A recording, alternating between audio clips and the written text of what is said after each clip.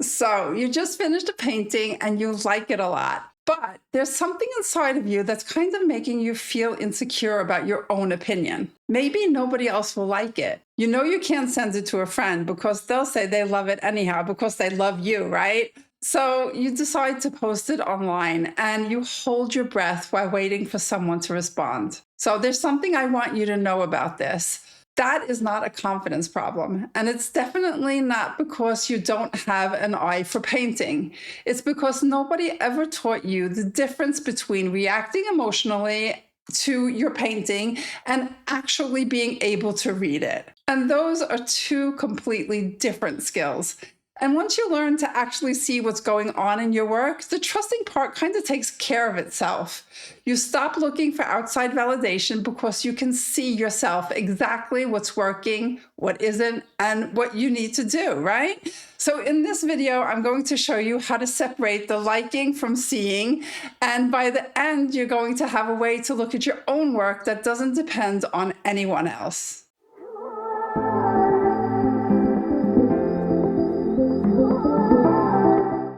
So why do we do this? Why do we hand our painting to someone else to validate it if we actually think it's good enough? When you ask someone else to validate your work, where does that insecurity come from? It took me a really long time to be honest with myself about this. I didn't realize it then, but I was actually creating that insecurity myself. I was doubting my own taste and worrying more about others' opinions than I was my own. And that's when you start asking others if they love it. Because you get this little hit of relief if they do. It boosts your confidence. But then if they don't, you put yourself down even more. But now your confidence is kind of depending on someone else's opinion, right? And your mood starts to go up and down on a comment, a like, or a reaction. I know because I've been there and it was exhausting. Your emotions are out of your control now. And even worse, you never build the one thing that would actually set you free and give you confidence, your own eye. And I really get this, I do. I've stood in front of my own paintings completely unsure, wishing someone would just walk in and tell me what to do next. So this isn't me talking down to you from someplace where I've got it all figured out. I still feel great when someone gives me a nice comment, but I don't feel as bad when they don't. And that's the difference. And there's a reason for that. And that is exactly what I want to share with you today. The best part is that this is really simple. And the worst part is that nobody actually tells you this. When I was trying to learn how to paint, I searched high and low, and not once did I hear anyone talk about this. So reacting to a painting is a gut feeling. You look at it and you go, ooh, I like that, or something's off, right? And that feeling is real, and it's the most important signal that you have when you're painting. Your intuition is your uniqueness, and it's the thing that makes your work yours. But the problem is that a feeling can't tell you why. It can tell you something's wrong, but it can't tell you what to do about it. So it just leaves you standing there. I know it isn't working, I just don't know why. And that's the worst place to be because you can't fix what you can't name, right? So reading a painting is actually a really important part of the painting process. And it happens when you stop reacting and start looking intentionally. So when you look at your work without trying to think about where it's going or if you like it, and you start asking what's happening here, you move out of your feels and into your head. So asking questions like, where are my darks? Where are my lights? Do I have variety? Or is everything kind of the same? That's not a feeling anymore. That is the beginning of you working with intention, reading your painting through the visual language and using the elements and principles and the relationships between them. And once you can read it, you don't need to ask anyone anymore if it's good or not, because you're going to know, because you have the tools that confirm that for you. And honestly, most painters never make this jump.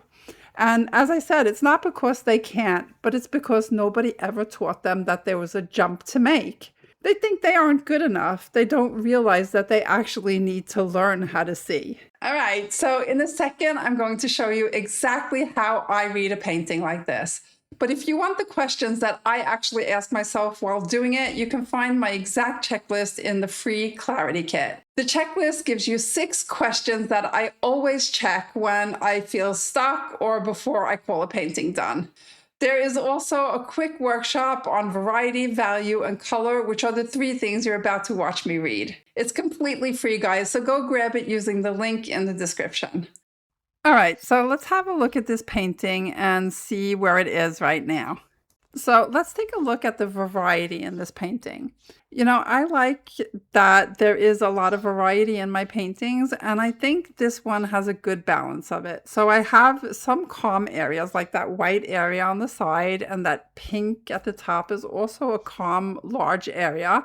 And then I have all of these lines and marks going in different directions, creating variety in my painting. And at the bottom, there is a lot of variety going on, both with color, with shape, with sizes. And these are all good things to have in my painting. So I feel like I have a good amount of variety.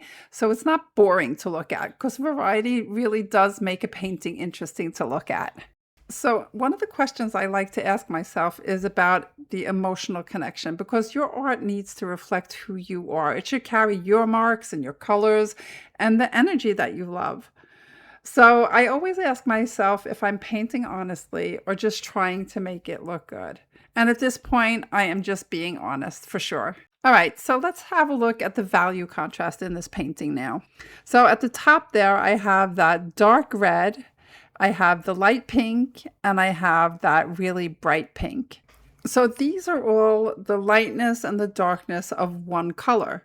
But what I actually have the most of going on in this painting is color value, because every color that you choose already has a value, and that's what we call color value. So red is darker than yellow, right? So that is a dark and a light value in itself. Red is the dark value and yellow is the light. So looking at this painting, you can already see I have a yellow going on and I have a green going on. So the green is the dark value, while dark color value, that is, and the yellow is the light color value. So strong paintings have a clear balance of light, medium, and dark colors or values. So this is one of the things that will help your eye move easily across the painting. So let's have a look at the colors. You know, colors don't have to be perfect, but they should feel intentional. So I like to ask myself questions like, do my colors actually support each other? Is there a sense of balance between the harmony and contrast? So for the palette that I'm using in this painting, that question is kind of easy. I'm using 2 complementary sets. I'm using pink and green and blue and orange. And together they create harmony. So that is something that I had already planned out when I built my palette. And I love to build my palette before I start so that I have all my colors ready and I know that the harmony will always be there. So there's one more thing I like to do. I like to take a photo of my painting and then turn it into a black and white, because when you take the color out, you can see your values straight away without any kinds of distraction. And when I look at this one in black and white, I can see right away it's too light overall. The darks aren't pulling their weight, so now I know exactly what to do. Not because I feel it, but because I see it. So here's what I want you to take away from all of this. Seeing your painting clearly one time isn't going to suddenly make you trust yourself forever. The trust comes from doing this again and again and again. Describing instead of judging, reading the values instead of waiting for a feeling. And the good thing is that every single time you do this, your eye is going to get a little bit more reliable. And that means that you can stop leaning on everyone else's opinion. And then suddenly, one day, you're going to notice that you didn't post it just to see what people would say. You just looked at it and you knew. Maybe it's done, maybe it needs a little bit more dark in that corner, but you knew. And that is where everything starts to change. Remember I told you I still feel great when someone likes my work, but I don't feel as bad when they don't? Well, this is the reason. When you can see your own painting with clear eyes, a lovely comment is a nice bonus, but it's not the thing that is going to tell you whether your work is good enough or not. You already know that. because the confidence you've been looking for was never going to come from someone else's praise. It comes from understanding your own work deeply enough to trust what you see. And that's something you build slowly over time, one honest look at a time. Nobody can hand it to you, but nobody can take it away from you either. So today you learned how to separate liking from seeing and to read your painting instead of just reacting to it. But there's something I really didn't get to show you in this video, and it's the one thing that trips almost every abstract painter. It's that exact moment when you step back and you realize that something isn't working in your painting, but you have no idea what it is or how to fix it. There's a reason that happens, and there's also a way through it. So in this next video, I show you exactly what I do in that moment. So if you want to watch your eye get a bit sharper in real time, I'll see you there. Until next time, guys. Bye.